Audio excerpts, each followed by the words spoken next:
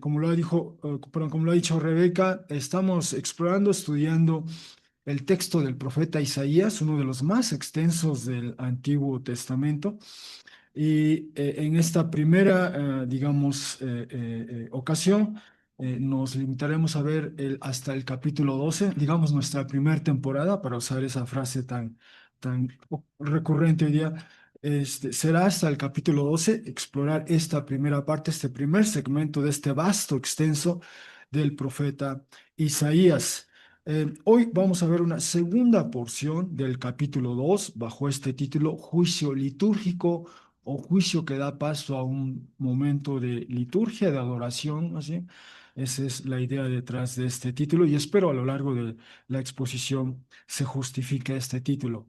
Bien, voy a dar lectura al texto que estaremos explorando. Va a ir del versículo 5 al versículo 11 del capítulo 2, Isaías 2 5 al 11, y les ofrezco esta traducción, que ustedes pueden seguirme con la que gusten. Dice así en esta porción: Casa de Jacob o de Jacob, vengan y vayamos a la luz de Yahvé. 2:6, pues has abandonado al pueblo tuyo, casa de Jacob, pues están llenos de el tiempo previo, y quienes interpretan augurios como los filisteos.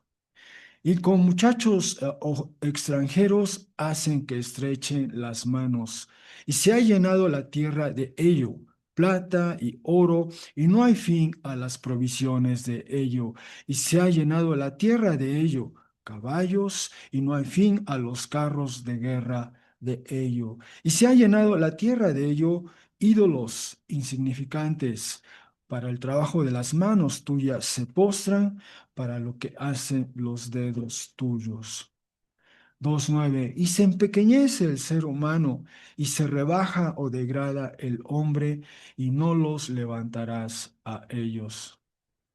Ven a la roca y escóndete tú mismo en el polvo, de delante de la presencia del terror de Yahvé y del esplendor de la exaltación o majestad de él.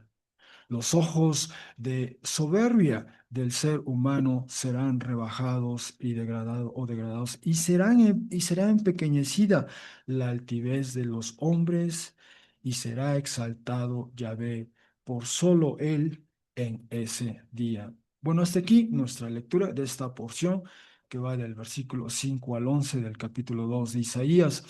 Y ah, bueno, la semana pasada, justo al tema de la sección previa, de los versículos previos, bueno, aludimos a una historia reciente del continente europeo, ese evento de Davos, que decíamos se refieren a él como la montaña mágica. Y hoy permítame nuevamente citar otra historia reciente de Europa, del continente europeo, particularmente esta vez de Inglaterra, del Reino Unido. El pasado 27 de julio del 2025, uno de los tabloides de circulación, digamos, nacional allá en el Reino Unido, publicó esta portada en la edición del domingo,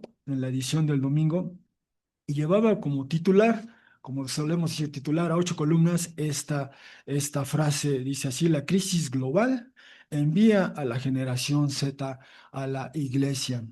Ah, y como subtítulo o como subencabezado dice: los líderes espirituales celebran el viraje espiritual, eh, o los líderes de fe celebran, perdón, el viraje espiritual entre la población de 16 a 24 años, dice este encabezado. Y en realidad lo que estaba haciendo la edición dominical de ese periódico ese día, y otros medios de información del Reino Unido, se estaban refiriendo a este informe que publicó la Sociedad Bíblica de allá del Reino Unido, este informe que publicó justo en ese mes, el mes de julio pasado, y que lleva por título algo así como el reavivamiento sigiloso, el reavivamiento callado, bueno, vamos a llamarle así, el reavivamiento sigiloso. La intención de este informe o reporte era lo siguiente: dice así un par de extractos de este informe. En las iglesias a lo largo del país, y cuando dice aquí país, primordialmente es esta parte del Reino Unido, Inglaterra, Gales, primordialmente, y dice, en las iglesias a lo largo del país algo extraordinario está sucediendo, desafiando las predicciones largamente sostenidas sobre el futuro del cristianismo en el siglo XXI, donde alguna vez vimos congregaciones que envejecían y un continuo declive en la asistencia, vemos ahora un crecimiento dramático liderado por los jóvenes, donde alguna vez vimos apatía o incluso hostilidad hacia el cristianismo y la Biblia, ahora vemos una apertura incrementada de nuevo entre los jóvenes. Quizá ha escuchado de los murmullos y rumores emergiendo en los últimos años, o quizá le ha pasado de largo totalmente, pero estos datos muestran que es real. Este es el reavivamiento sigiloso. Por primera vez, esta no es una anécdota, más bien está sustentado, el reavivamiento está sustentado en los resultados más recientes de un estudio poblacional extenso, robusto y nacionalmente representativo que ha rastreado las actitudes y comportamientos religiosos en Inglaterra y Gales desde el año 2018, antes de la pandemia, ¿ah? Porque hoy solemos decir eso, ¿ah? Antes y después de la pandemia. Bueno, antes de la pandemia, por el cambio. Hallamos que la iglesia, y repito, esta es la iglesia de Inglaterra, Gales particular, hallamos que la iglesia se encuentra en un periodo de crecimiento rápido, impulsado por los jóvenes adultos y en particular hombres jóvenes. A la par de ello, la iglesia exhibe una mayor diversidad étnica que antes. Tanto dentro como fuera de la iglesia, los jóvenes adultos están más comprometidos de un modo espiritual que cualquier otra generación viviente, con la lectura de la Biblia y la creencia de Dios en ascenso. Pero también vemos que el compromiso activo con una iglesia tiene un impacto significativo en las vidas de los asistentes, con un alto incremento en el bienestar de la vida mental y general, de nuevo, especialmente entre los jóvenes adultos, una generación en medio de una crisis de salud mental. Ello también está cambiando a las comunidades, donde es más probable que los asistentes a las iglesias sientan una conexión con su área local y se involucren en actividades con un compromiso social. Algunos desafíos permanecen para la Iglesia y la sociedad cívica en respuesta a este reavivamiento sigiloso, pero la realidad no puede ser negada. Bueno, así introduce este informe, lo que posteriormente detalla. Y de hecho, brevemente, estas son algunas de las gráficas con las que sintetizan la información que recabaron en este sondeo. Por ejemplo, aquí tienen dos gráficas, la izquierda a la derecha. La de la izquierda destaca simplemente el incremento de la asistencia regular a la iglesia. La pregunta era si con qué frecuencia asiste al menos a una vez a la iglesia, y lo desglosan en grupos de edades de 18 a 24 años, de 25 a 34, 35 a 44, 45 a 54, 55 a 64 y de 65 en adelante. Probablemente lo que aquí llamaríamos la tercera edad, creo. Ah, y bueno, lo notorio es este grupo en particular, de 18 a 24 años, al año 2024 observaba repunte, este crecimiento, ¿ah? Yendo de un 4% a un 16%, es un crecimiento considerable en ese lapso de tiempo del 2018 al 2024, ¿ah? O sea, después de la pandemia, quizá algo pasó y esto ha impulsado a estos jóvenes.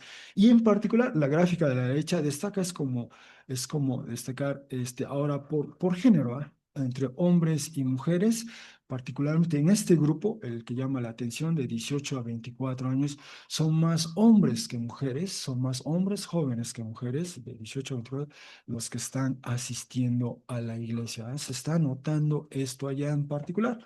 En particular, esto es lo que destaca estas gráficas. Esta otra simplemente mide, por así decirlo, mide, o sea, preguntaron, ¿va? Su creencia en Dios de nueva cuenta, ha habido este repunte en el grupo de 18 a 24 años de edad. que según veo es lo que llaman la generación Z, probablemente.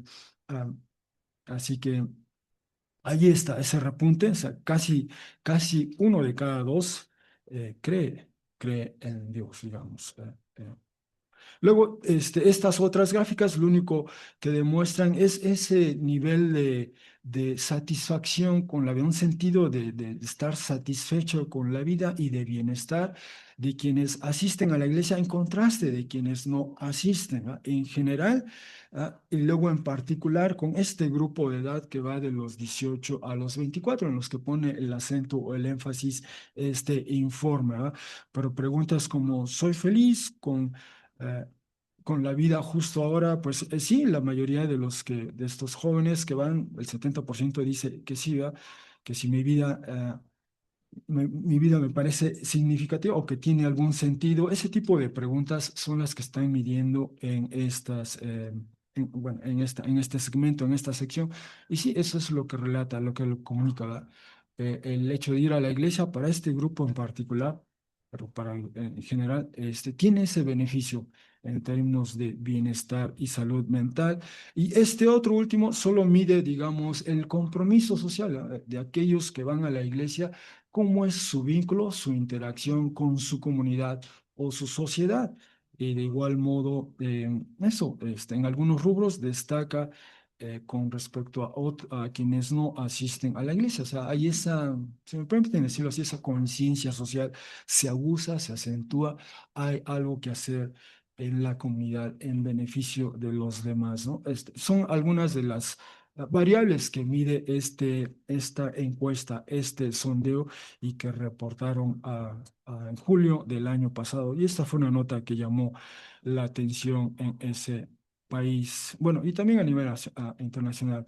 Así que con eso en mente, brevemente, permítanme me indicar, ¿verdad? Estamos viendo, explorando un texto, el texto de Isaías, y si recordamos la primera línea bueno, el primer versículo más bien, son varias líneas en el texto en hebreo, pero el primer versículo de Isaías, Isaías 1:1, nos da estas coordenadas, ¿ah? Nos da estas coordenadas geográficas y también temporales, ¿ah? En qué momento le tocó vivir al profeta Isaías, y por la información nos ubica en el mundo del antiguo cercano oriente, siglo octavo antes de Cristo, especialmente la segunda mitad de ese siglo octavo, y ese era el mundo de entonces, ese es el mundo que le tocó vivir a el profeta Isaías. Él vivía en la zona del Levante, en la zona del Levante allí estaba enclavado el reino de Judá, de entonces el reino de Judá, pero esas eran las regiones que distinguían, ¿verdad? Hoy el equivalente es lo que llamamos el Medio Oriente, con Turquía, Siria, Líbano, Jordania, Israel, Egipto, y al interior Irak, Irán, entre otras naciones, ¿no? Pero en la antigüedad así, esos eran los nombres que se les daba a esa región. Y en ese tiempo, en los tiempos del profeta Isaías, había una entidad política, económica, social, que imponía términos y condiciones en esa región, y en ese tiempo fue Asiria, el imperio neoasirio, de hecho, ¿no? Y allí estaba latente. Y eventualmente, de hecho, en el año 722, Asiria se engulle, se traga, si me permiten la expresión, al reino de Israel, ¿no? Y estuvo a punto de hacerlo con el reino de Judá en el año 701. De eso también aborda el libro del profeta en otros capítulos, pero estuvo latente siempre esa amenaza, ¿no? Y la sombra de ello es que se llevó a cabo la vida de los contemporáneos de Isaías. Y la semana pasada vimos esta primera porción del capítulo 2, de donde destaca este tema, la montaña de Yahvé. Y rápidamente vimos, ¿no?, los varios eventos decisivos en la narrativa bíblica, en la historia del pueblo de Dios, donde una montaña es protagonista de alguna manera. Cuando el pueblo de Israel sale de Egipto, el éxodo como tal, llegan al pie de una montaña y allí ocurre algo. Sube Moisés y decíamos, esa es la invitación hoy día. El texto que vimos la semana pasada del profeta Isaías capítulo 2 era esta convocatoria global, universal, ¿ah? Vengan, que suban las naciones, que asciendan a la montaña a encontrarse con Yahvé Dios, ¿no? De ahí ese mundo, el mundo está representando a las naciones, a las muchas gentes y pueblos, subir a la montaña y tener ese encuentro con Yahvé Dios. ¿Qué iba a pasar en la cima? Decía el profeta, pues va a haber enseñanza, va a haber instrucción, va a haber palabra de Yahvé, va a haber también justicia. Dios va a impartir, a administrar justicia, va a haber también juicio. Juicio, seremos las naciones, los pueblos serán juzgados. Y entonces, una de las consecuencias de ese encuentro con Yahvé Dios allí en la montaña, en esta visión del profeta, es que las espadas, las lanzas van a dar lugar a instrumentos de labranza de la tierra, de agricultura. Va a haber paz. Es una de las implicaciones inmediatas que menciona el profeta. De ahí que esté con la cruz esa, bueno, pretendía ser una espada, ¿ah? Pero esa es la idea, está tratando de dar digamos, una expresión estilística a esta visión que vimos la semana pasada, ese encuentro con Yahvé Dios en la montaña. Y después vimos, ¿no?, varias ocasiones en que en el Nuevo Testamento multitudes, discípulos vienen a Jesús a la montaña, a ese encuentro, ahí instruye, él enseña, y finalmente vimos esa alusión a Apocalipsis 21, la última visión, donde las naciones vienen a la montaña. Bueno, no a la montaña, vienen en esta, la ciudad que desciende del cielo, las naciones vienen a ese encuentro con el trono de Dios y del Cordero y caminan a la luz de Él, como dice, como veremos en un momento. Bueno, eso es lo que vimos la semana pasada, iniciando nueva sección de Isaías capítulo 2. Y hoy veremos, repito, este tema, el juicio. La vez pasada vimos juicio que restaura. Ahora veremos un juicio que da paso a esta liturgia, a esta expresión de adoración de Yahvé a Dios. Y el primer punto que quiero destacar en este texto es este punto, atendiendo la convocatoria. Comienza nuestro texto diciendo, casa de Jacob, vengan o vayan o caminen, es decir, y vayamos o vengamos y caminemos a la luz de Yahvé. De hecho, si vemos este texto comparado con el previo, con los primeros versículos, con los versículos previos, aquí vemos que este pueblo en particular está respondiendo a esta convocatoria, ¿verdad? Decía el profeta, será al final de los días, ¿verdad? Y fluirán hacia ella todas las naciones, a la montaña de Yahvé, ¿verdad? Y una de esas naciones que atiende esta convocatoria, este llamado, es la así llamada Casa de Jacob. Así se presenta la Casa de Jacob. Y vamos. Vamos como nación, como pueblo, vamos al encuentro a la montaña, vayamos a la luz de Yahvé, ¿verdad? De ahí está respondiendo esta primera nación, la primera de varias, de muchas, de todas probablemente. Así que ah, de ese texto, de esa porción, solo quisiera destacar esa frase, casa de Jacob, ocurre 19 ocasiones en todo el texto hebreo del Antiguo Testamento. En todo el Antiguo Testamento encontraremos 19 ocasiones esa expresión, casa de Jacob. La primera vez ocurre en Génesis 46, 27, ¿no? A esas alturas de Génesis, ya los descendientes de Jacob, de Israel, han, han descendido del Levante hacia Egipto. Hay una hambruna. El primero que fue, aunque contra su voluntad y en otras circunstancias, fue José, uno de los hijos de Jacob, pero después le siguen sus hermanos y finalmente toda la familia, ¿verdad? Ellos van allá a Egipto y se identifican así como la casa de Jacob. Jacob, sus hijos y luego los nietos, es decir, todos los descendientes, toda la familia que va del Levante, de Canaán, digamos, hacia Egipto, descienden. Esa es la casa de Jacob y así se comienza a referir a ellos. Y después, en Éxodo 19, cuando ya el pueblo de Israel sale, a la vuelta de más de 4 siglos después, cuando sale de Egipto, se refieren a sí mismo como la casa de Jacob, a toda esa multitud, ya los descendientes de Israel de Jacob, es la casa de Jacob. Bueno, este pueblo, esta nación, es una de las que atienden esta convocatoria de ir, de subir a la montaña y de tener ese encuentro con Yahvé Dios, de ser instruidos, de recibir palabra, de recibir justicia y también juicio, ¿no? Y en efecto dice, vayamos, vengamos caminemos a la luz de Yahvé. Usa esa frase. De hecho, esa frase luz de Yahvé es única, única. Solo aparece aquí en el texto del profeta Isaías, en todo el Antiguo Testamento. Es única, peculiar esta frase.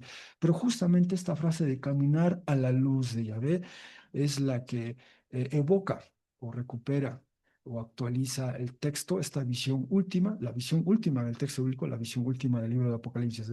Vienen las naciones al encuentro del trono de Dios y del Cordero y caminan a la luz de ellos, ¿no? A la luz del trono de Dios y del Cordero. Bueno, ahí está.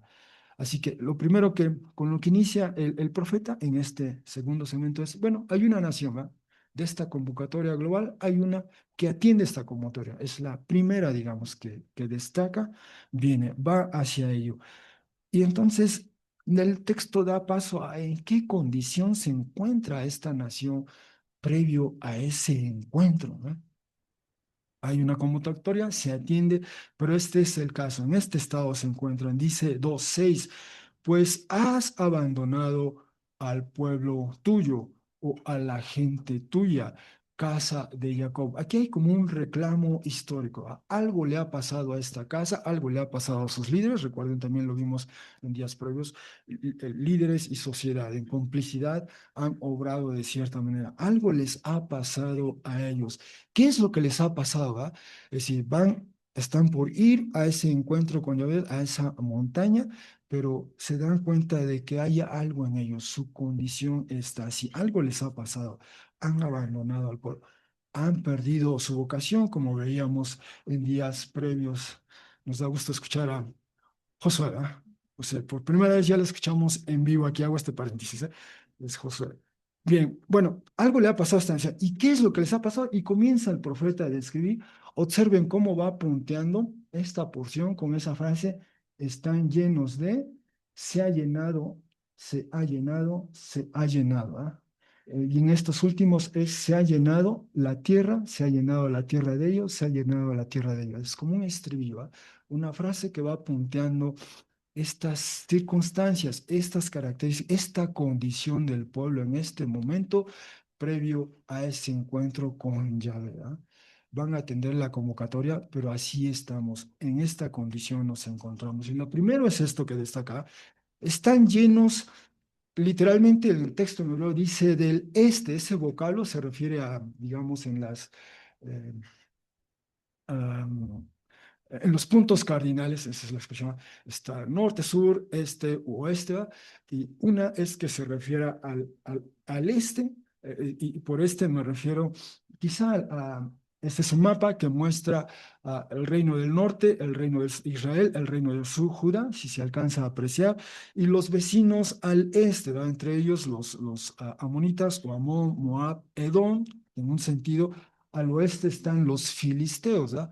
Esos son los vecinos inmediatos de Israel y de Judá, ¿verdad? Entonces, aquí el texto ofrece esta posibilidad. Una se refiere al este, es decir, a los vecinos, es decir, hay esta influencia de los vecinos inmediatos, vecinos del este, o bien ese vocablo también tiene la acepción o significado de están llenos del tiempo previo, ¿ah? Del tiempo pasado, de los días antiguos que evoca los días cuando vivieron bajo el dominio de Egipto, ¿va? Y todo lo que influyó en ellos, la estancia allá, ¿va? Los usos, costumbres que adoptaron, de los cuales eventualmente tuvieron que desprenderse de ello, ¿va? Dar ese viraje en la vida una vez que salen de Egipto. Quizá todavía algunos de ellos lucharon, llevaban a Egipto en el corazón, en la mente, en los usos, prácticas, costumbres, ¿va? Y desprenderse de ese Egipto, aunque ya salieron de él, tomó lo suyo, ¿va? Y entonces aquí esta frase puede aludir a ambos, ¿va? Ya sea a los vecinos inmediatos que están en el este o a ese tiempo atrás, ¿va? Al que han vuelto en un sentido, ¿va? Y que ahorita veremos en qué consiste. Ese es uno, ¿no? Bueno, están llenos de ello, están también llenos de quienes interpretan augurios, ¿no? Quienes interpretan augurios. Y esta es una práctica que había censurado Yahvé Dios, ¿no? No había que hacer esto, no había que consultar a otros, ¿no? En Yahvé Dios tenemos lo que requerimos y necesitamos. Había la promesa que levantaría un profeta, ¿verdad? Pero se podía ir a consultar a Yahvé Dios por mediación del sacerdote. No había necesidad de recurrir a otros medios o a otros poderes, ¿verdad? Eso estaba del todo censurado. Si se lee Levítico 19:26, Deuteronomio 18:10, Deuteronomio 14, ¿verdad? Eso estaba de hecho prohibido, ¿verdad? El único Dios es Yahvé y Él es el que solo da palabra, Él es el único Dios verdadero, digamos. Pero ellos estaban llenos de, digamos, la influencia de los vecinos del este y también la influencia de los vecinos del oeste. Si vuelvo a este mapa, ¿ah? Están los vecinos del este y los vecinos del oeste, los del otro lado, son los filisteos, ¿verdad? Y ellos sí consultan a agoreros, ¿verdad? Van a los agoreros, pero no así con ustedes, pero lamentablemente ese era el caso ahora con el pueblo, los contemporáneos de Isaías, siglo octavo, eso era lo que ocurría. Además dice, con muchachos o jóvenes extranjeros o forasteros hacen que estrechen las manos, ¿verdad? Y nuevamente aquí, probablemente lo que destaca con toda esta primera parte del profeta es la influencia de otros grupos que no conocen a Yahvé Dios, ¿ah? En esencia, eso es lo que está reclamando el profeta. Sean los vecinos del este, sean los vecinos del oeste, sea incluso esta generación más joven, ¿verdad? Con la que interactúa, pero son extranjeros, no conocen a Yahvé Dios, y entonces la influencia de otros grupos que no conocen a Yahvé Dios, que tienen otra perspectiva de la vida, que tienen otros usos, costumbres, valores, eso está afectando al pueblo. Ha afectado al pueblo, de hecho, esa es la realidad. Ha afectado al pueblo. Por ejemplo, Deuteronomio 17:15 advierte cuando en algún momento decidan adoptar la monarquía, decidan nombrar a un rey, la advertencia es esa, no nombren a un extranjero, ¿verdad? A uno que no conoce a Yahvé Dios, a uno que no teme a Yahvé Dios, porque ese líder entonces lo vas a llevar por un rumbo que va a ser hostil, antagónico, contrario a lo que Dios desea de ellos como pueblo. Ahí está esa advertencia en Deuteronomio 15, 17:15. Así que en este primer punto, lo que está destacando el profeta, que a este pueblo, a sus contemporáneos, han sucumbido a la influencia del entorno, ¿ah? Han sucumbido de una o de otra manera. ¿Y eso cómo se refleja? Dice, se ha llenado la tierra de ellos. La primera de tres frases idénticas, idénticas. Así está en el texto en hebreo, ¿ah? Probablemente en sus traducciones tenga algunas variantes, pero en hebreo es exactamente la misma frase, ¿ah? Tres veces se repite aquí en 2:7 y 2:8. Así que la primera, se ha llenado la tierra de ellos. ¿De qué? Bueno, lo primero es plata y oro, dice, y no hay fin a las provisiones de ellos, o sea, abunda presumiblemente, ¿va? Hay opulencia quizá, ¿va? Ah, pero ahí está, ¿va? Ese es el primer punto. Ha abundado es decir, si usamos categorías hoy contemporáneas, ya, esa inclinación o proclividad al materialismo, al consumismo, hay un riesgo ahí, algo refleja la sociedad, algo lo comunica la sociedad cuando se ve esta secuencia que espero ahorita quede claro al final con este último punto, ¿va? De hecho, si alguien me puede hacer el favor, perdón, no incluí este texto, pero si alguien me puede hacer el favor de leer Deuteronomio capítulo 8 versículos 12 al 14. Deuteronomio 8 del 12 al 14 para apreciar este punto. Y aquí lo que quiero decir, Dios no está, no censura, no está en contra de nuestra provisión, ¿va? Necesitamos algo para, si necesitamos un ingreso para subsistir, eso está bien y muy bien, ¿va? Pero aquí hay un elemento que es el que quiere destacar el profeta y quizá el texto de Deuteronomio 8 de 12 a 14 nos ayude a apreciar. A lo mejor si alguien lo tiene a la mano y nos hace favor de leerlo en voz alta, mucho lo agradeceremos si alguien cuenta con él. Cuídate de no olvidarte de Jehová tu Dios para cumplir sus mandamientos, sus decretos y sus estatutos que yo te ordeno hoy. No suceda que comas y te sacies y edifiques buenas casas en que habites, y tus vacas y tus ovejas se aumenten, y la plata y el oro se te multipliquen, y todo lo que tuvieses te aumente, y se enorgullezca tu corazón y te olvides de Jehová tu Dios, que te sacó de tierra de Egipto, de casa de servidumbre. Gracias, gracias.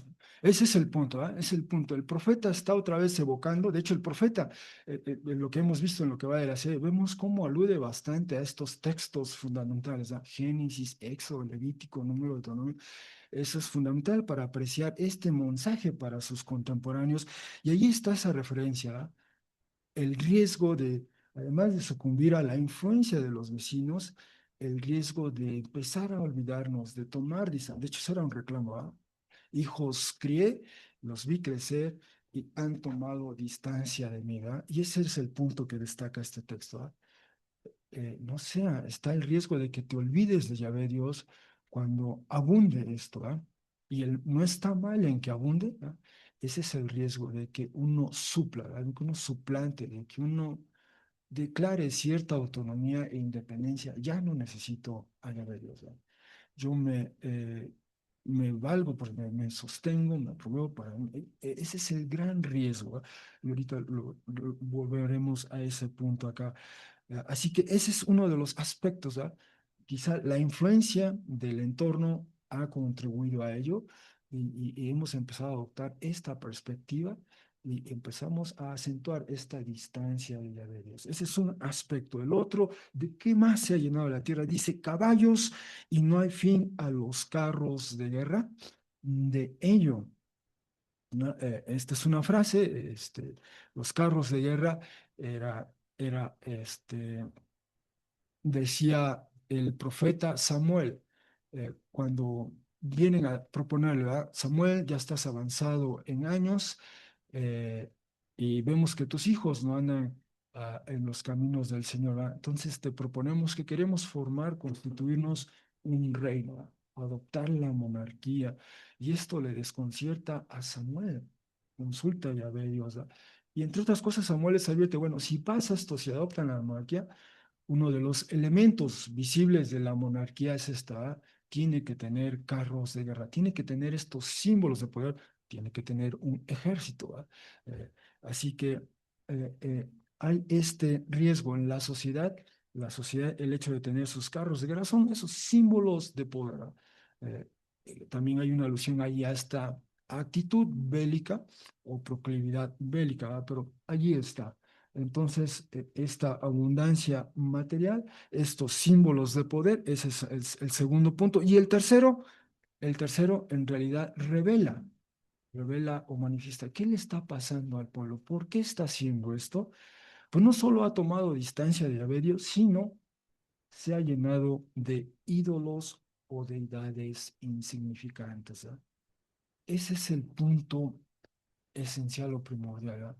Cuando cuando dejamos de tener nuestra mirada en Yahvé Dios, el Creador y Salvador, para este pueblo es el Creador, y para este pueblo había sido el Salvador, el Libertador, los sacó, los rescató de Egipto, ¿verdad? Nuestra hermana Elsa leyó Deuteronomio 8, una y otra vez veremos, ¿verdad?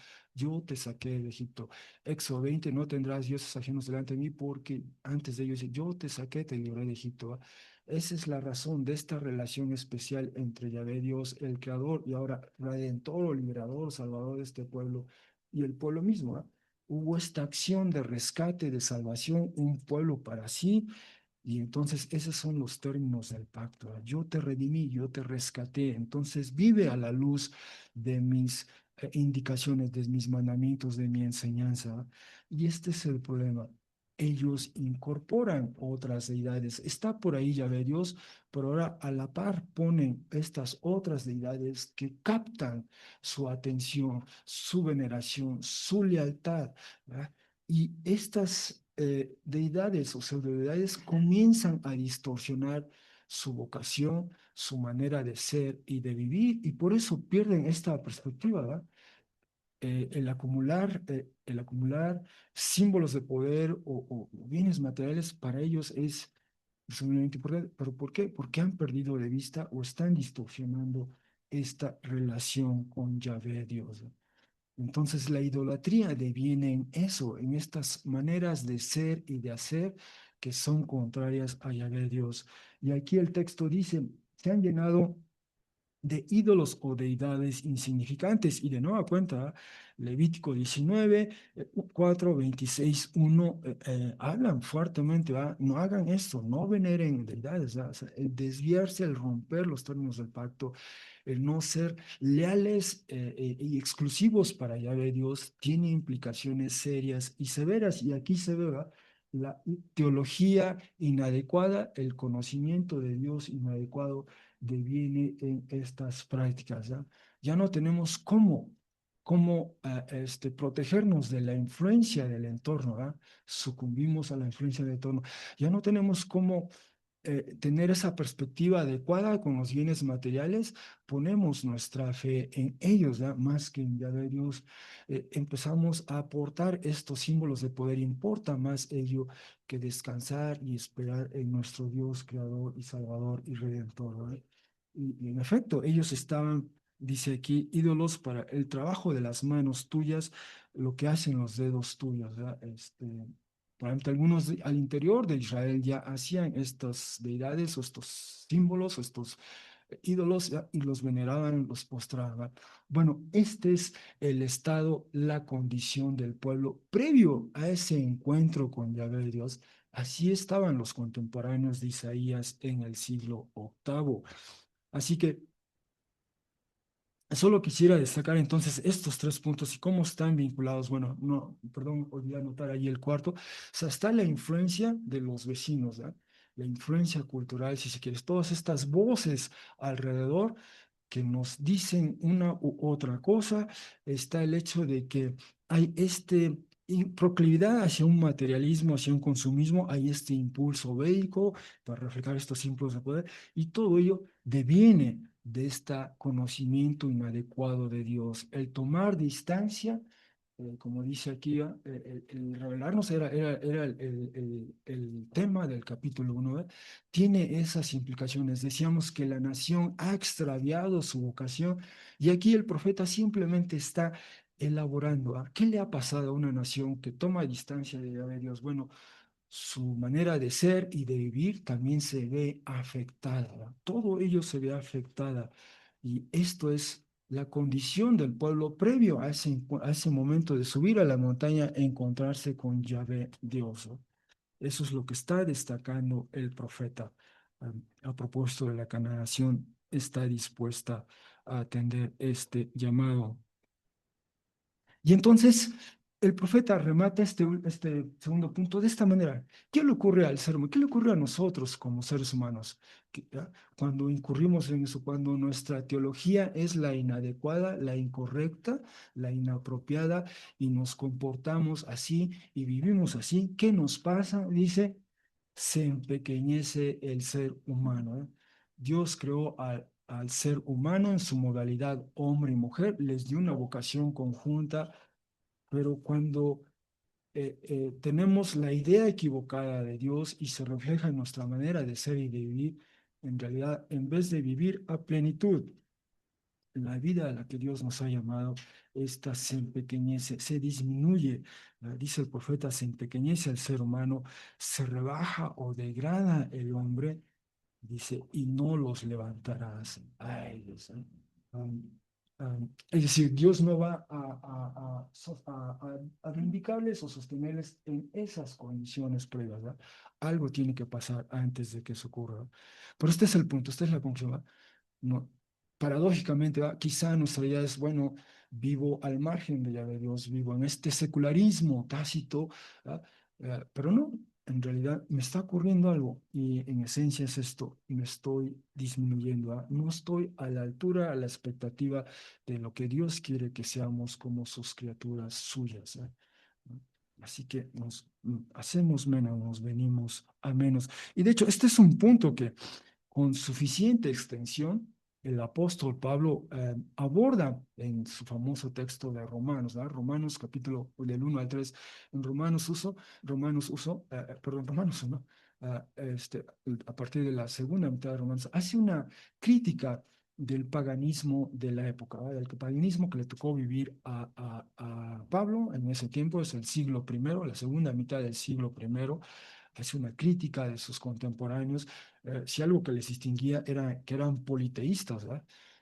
pero ve la implicación del politeísmo, ¿no? Y el paganismo, por lo tanto, cómo afecta la mente, el corazón, la manera de relacionarnos unos con otros cuando tenemos la idea equivocada de Dios. Y brevemente, solo leo rápido esta porción de Romanos 1:21, dice, porque conociendo a Dios, no lo glorificaron como a Dios o fueron agradecidos, al contrario, se tornaron insensatos en los razonamientos de ellos y fue oscurecido el corazón carente de entendimiento de ellos, alardeando ser sabios, se volvieron tontos, dice aquí el texto, e intercambiaron o transformaron la gloria o el esplendor del incorruptible Dios en la semejanza de una imagen perecedera de un ser humano y aves y cuadrúpedos y reptiles. Por tal razón, los entregó a ellos Dios por los deseos intensos o excesivos o desmedidos de los corazones de ellos a impureza o depravación, al ser deshonrados los cuerpos de ellos en ellos mismos, quienes intercambiaron o alteraron la verdad de Dios por la falsedad o mentira y fueron temerosos y sirvieron litúrgicamente a la creación antes que quien creó o el creador, quien es bendito por las eras de las épocas. ¿Verdad? Y sigue este análisis profundo del apóstol, de sus contemporáneos, ¿verdad? Pero ahí está otra vez, sea en el siglo octavo o en el siglo primero, ese es el diagnóstico de la implicación, ¿no? Cuando tenemos la idea equivocada de Dios, por tomar distancia de Él, por ignorarle, se ve afectada nuestra perspectiva de la vida, sucumbimos a otras voces, nuestra manera de ser, nuestros valores también se ven afectados, como acabamos de ver, ¿no? Ah, Así que, habiendo visto ese punto, pasamos a nuestro último punto, el de la humillación y exaltación.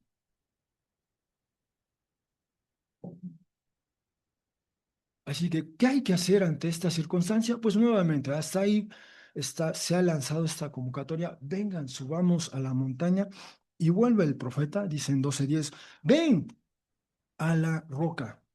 Dice así, ¿no? Literalmente eso es lo que dice el texto. Ven a la roca, a la roca. Y de hecho, más adelante en el texto de Isaías 26:4, literalmente dice que la roca es Yahvé Dios.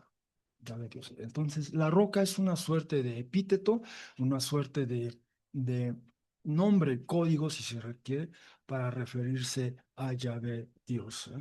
Ven a la roca. También pudiera entenderse la montaña rocosa, a propósito del tema de la montaña de Dios que vimos en versículos previos. ¿Eh?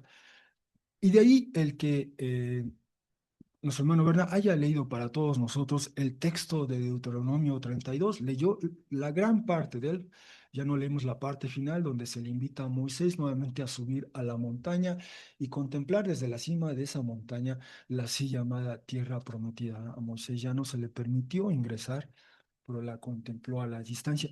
Pero el libro de Deuteronomio en general, ya estamos en la última etapa de la vida de Moisés, en la víspera de ese momento en que el pueblo de Dios perdón, emprenda o de ese paso a ir hacia ese territorio donde se va a asentar eventualmente. Previo a ello, Moisés hace una suerte de recuento, hace una pausa, tiene todo al pueblo alrededor y hay tres bloques, tres segmentos a lo largo del libro de Deuteronomio, ¿verdad? Hace un recuento de los hechos, explica para ellos ya a la vuelta de 40 años, ¿verdad?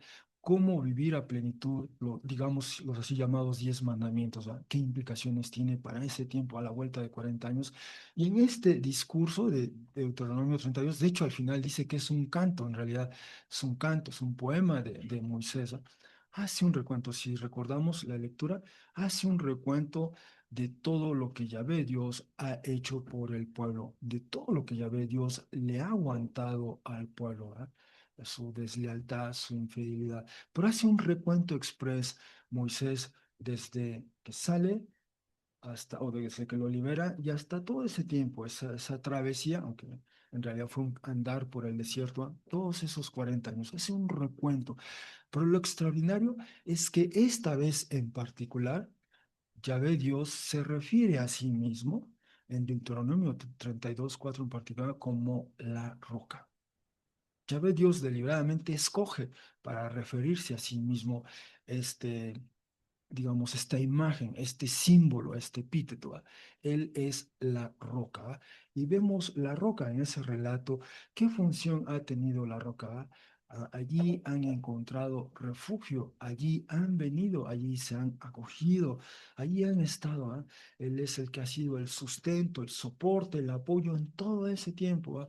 ¿Va? Habla de otras rocas, pero esta es la roca. ¿Va? No hay otra roca como él.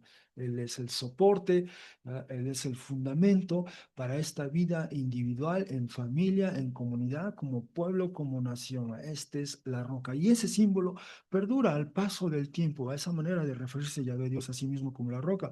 Por ejemplo, el Salmo, en varios salmos ocurre esto. Por ejemplo, el Salmo 19:4, por mencionar a uno, Él es la roca. Una y otra vez tenemos a la roca, la roca.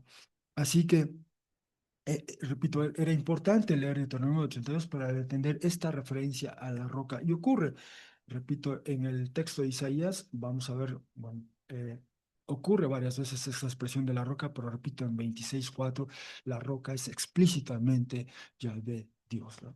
Yahvé Dios. Así que ven a la roca, ¿eh? Ven a la roca. ¿Y qué hay que hacer cuando uno acude a la roca? Y repito, cuando uno dice la roca, si uno lee Deuteronomio 32, va uno a ver todas las diversas acciones e intervenciones de Yahvé Dios en favor de su pueblo, y eso lo constituye a él como la roca, ¿va? Ese es el referente. Así que, ¿qué hay que hacer cuando uno acude a la roca? Lo primero es esconderse o ocultarse en el polvo, ¿va? ¿Por qué hay que hacer eso? Bueno, eso se parece un poco como lo que hizo Moisés, ¿verdad? Moisés, de hecho, en Éxodo 3, está también en una zona montañosa, rocosa, ve algo a la distancia, una luz que le atrae, se acerca y lo primero que escucha es una voz que le pide que se quite el calzado de sus pies porque está en un lugar especial, ¿verdad? Está en tierra santa, se le dice, ¿verdad? Y se tiene que postrar, o sea, no podemos entrar como entramos en nuestra casa, como dice el refrán, ¿verdad? No, no, no, no, este es un lugar especial, allí está la roca. ¿Y cuál es nuestro lugar ahí? Es escondernos, ocultarnos en el polvo, es decir, hay que postrarnos, hay que reconocer quién está ahí. ¿Quién está ahí? Hay que reconocer la presencia del terror de Yahvé. Se usa esa expresión, el terror de Yahvé. Es una frase que ocurre nuevamente en el texto de Isaías 2:19, 2:21. En otros textos, por ejemplo, 1 Samuel 11:7, así se le refiere a Yahvé Dios, el terror de Yahvé. ¿Ah? Bueno, ese es nuestro lugar de momento. ¿Ah? Venimos en estas condiciones, ¿ah? Donde hemos sucumbido a las voces de nuestros vecinos, los discursos culturales de la época, una inadecuada teología que devienen estos valores. ¿Ya? Ahora apreciamos más el materialismo que en vez de Dios, apreciamos otros símbolos de poder que en vez de Dios. Bueno, nuestro lugar primero al ir a la roca es como Moisés, hay que postrarnos en el polvo, ¿eh? Ante el terror de Yahvé y ante el esplendor de la exaltación o majestad de Él. ¿No? De ahí que hayamos leído al inicio de nuestro servicio el salmo que nos tocó leer nos recuerda de ello, ¿verdad? De la majestad de nuestro Yahvé Dios. Así que ese es nuestro lugar para comenzar. ¿Eh? Y segundo, dice, los ojos de arrogancia o de soberbia del ser humano serán rebajados o degradados y será empequeñecida la altivez de los hombres, ¿verdad? Es decir, si tomamos distancia de Yahvé Dios, ¿verdad? Si tenemos esta idea inadecuada de Yahvé Dios, y nosotros presumimos nuestros símbolos de poder, nuestras posesiones, ¿verdad? Y escuchamos las voces de los discursos culturales, ¿verdad? Para estar a tono a la época, todo eso el profeta lo retrata así, ¿verdad? Esos son ojos de arrogancia o soberbia. Eso es altivez de los hombres, ¿verdad? Declarar nuestra autonomía con respecto a nuestro Creador y Redentor Salvador, en realidad así lo describe, ¿verdad? Es soberbia y es altivez. Y entonces, ¿qué es lo que nos corresponde al ir ante la roca, al estar ante la presencia del terror y la exaltación? Pues lo primero es eso, escondernos en el polvo, humillarnos, humillarnos. No hay lugar para la soberbia ni la altivez humana delante de la presencia de Yahvé Dios, en otras palabras. El encuentro con Yahvé Dios comienza con un acto por la parte humana de humillación y por la parte divina, dice aquí, el único que se exalta, el único que es digno, loable de estar en una posición elevada, es Yahvé Dios, dice el texto, y en la manera en que está fraseada o redactada en el texto hebreo, pueden ser ambas posibilidades. Se exaltará por sí mismo, porque solo él puede exaltarse a sí mismo, ¿eh? Nadie más lo va a hacer, o bien, como dice en modo pasivo, será exaltado Yahvé, ¿ah? Por solo Él en ese día en que acudimos a la invitación de ir a la montaña, de acudir a la roca, en nuestra propia condición sabemos que no podemos llegar así, ¿no? Lo que nos corresponde primero es postrarnos en el suelo, estar así en el solo reconocer, primero reconocer y saber que el único que tiene un lugar elevado, privilegiado, es nuestro Dios, Yahvé Dios. Él solo será exaltado en ese día. Y este es un tema que recurre a lo largo del texto del profeta Isaías. Este tema de la exaltación de Yahvé es uno que vuelve con frecuencia. Lo veremos otra vez en 2:17, más adelante en 33:5 y en algunos otros salmos. Por ejemplo, el Salmo 148, versículo 13, habla de la exaltación de Yahvé, ¿verdad? Y el Salmo 148, si lo alcanzan a recordar, es uno que celebra, invita a todo el cosmos a celebrar, a adorar, a alabar a Yahvé Dios. ¿Por qué? Porque Él es el creador, ¿verdad? Y comienza a decirnos, Él creó los cielos y la tierra, creó a los ángeles, creó sí, a todos estos elementos. Él lo creó todo, ¿verdad? Y como lo creó todo, o sea, no hay nadie como Él y Él merece este lugar único, elevado, inigualable, inalcanzable. Él es exaltado, ¿verdad? Entonces, así comienza esta respuesta, ¿verdad? Que da esta nación. Ok, vamos a la montaña, pero este es nuestro estado, nuestra condición, ya nos dimos cuenta de ella.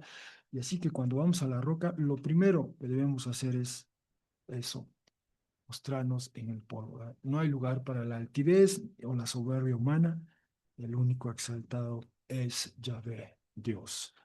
Así que, por cierto, dice, habla de, será exaltado por solo él en ese día. Es la segunda vez en este capítulo 2 que habla de ese referente temporal, ¿ah? En el horizonte, en el porvenir, en el horizonte del tiempo, en el porvenir, habla de que algo va a ocurrir, ¿verdad? No precisa exactamente cuándo exactamente.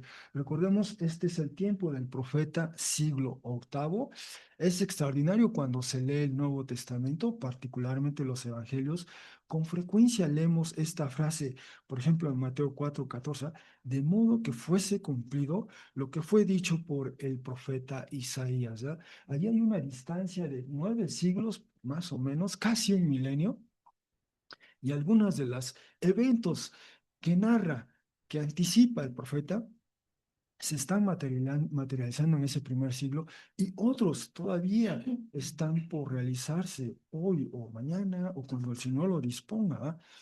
Por ejemplo, esa última visión de Apocalipsis 21 que leímos la semana pasada, vienen las naciones a esta ciudad santa que desciende del cielo. Eso estamos aguardando por ese momento, pero ahí está en el horizonte profético, ¿ah? En el horizonte del profeta, eso está por avecinarse. Pero ahí tiene esos elementos el profeta, algo que ocurre en su tiempo y algo que ocurre en el porvenir. Ese es el alcance temporal de la profecía. Bueno, hermanos, habiendo dicho eso, permítame concluir. El profeta nos presenta a una nación, pueblo, que atiende la convocatoria global, universal, de subir a la montaña. Toda nación está invitada, todo pueblo, ¿verdad? Y eso incluye a esta nación donde hoy vivimos, ¿verdad? Está invitada a ir y a encontrarse con este nuestro Dios. Y en este caso, en este texto en particular, se trata de la casa de Jacob, ¿verdad? Eh, Pero el texto nos presenta la condición de este pueblo y nación, este pueblo que sucumbe a la influencia de los vecinos, ¿no? O quizá la nostalgia de los tiempos pasados, sucumbe a las voces, los discursos culturales de la época, ¿eh? Sucumbió.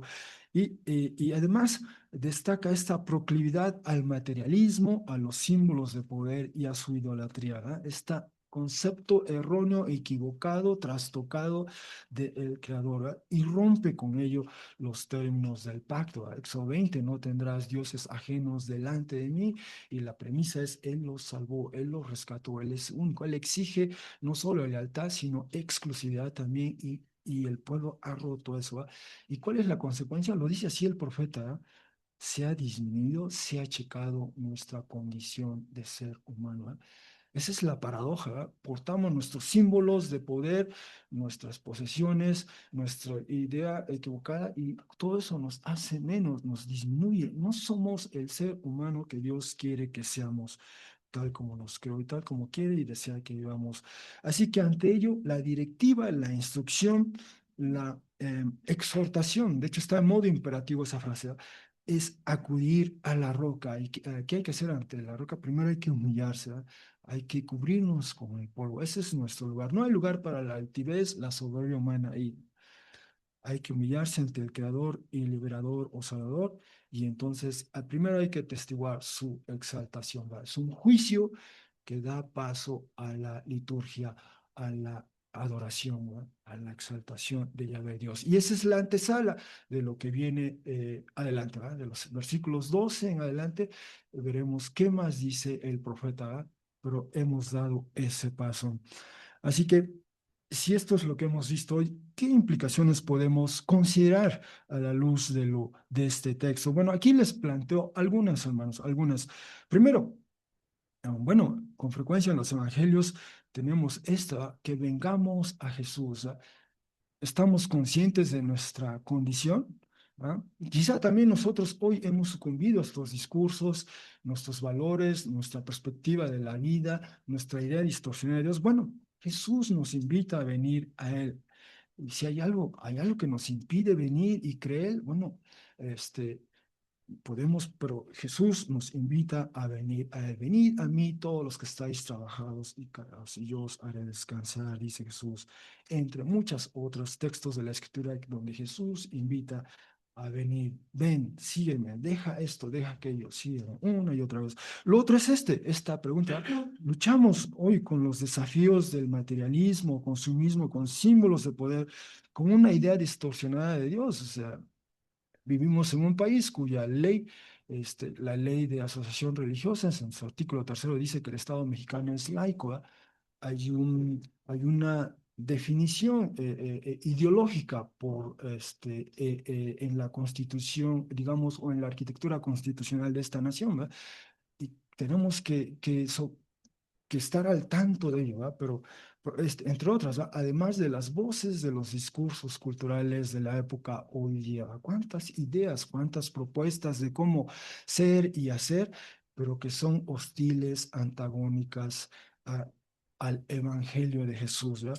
Finalmente, este otro punto, la cruz de Jesús dio paso a su exaltación. Eso dice, por ejemplo, Hechos 2 del 32 al 36, y este es un texto que veremos en un momento más al celebrar la cena. Ahí tendremos ese referente. Este es uno de los varios que hay. U otro, la humillación de Jesús, siendo Dios, se hizo hombre y hombre como esclavo, y murió. La muerte de cruz, es el recuento que hace Filipenses 2 del 5 al 11, y por lo tanto ha sido exaltado, ¿verdad? La vía de Jesús para la exaltación, siempre pasa por la cruz, ¿ah? Y la cruz es darse todo, ¿ah?